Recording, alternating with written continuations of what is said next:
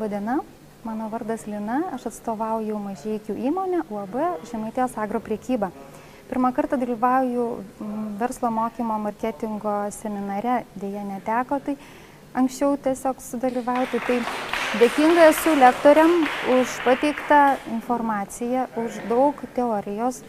Labai patiko ir labai verta buvo susimastyti ir spręsti praktinės užduotis. Tikrai verta atrasti save vėl ir vėl, suprasti kliento problemas, pabūti kliento pozicijoje. Kviečiu visus, kuriem aktualu plėtoti savo verslą, plėsti klientų ratą, atvykti čia, kreiptis į lektorius, jų nuoširdumas ir žinių bagažas, jų kiekis tikrai jums bus vertingas ateičiai. Iki malonių susitikimų.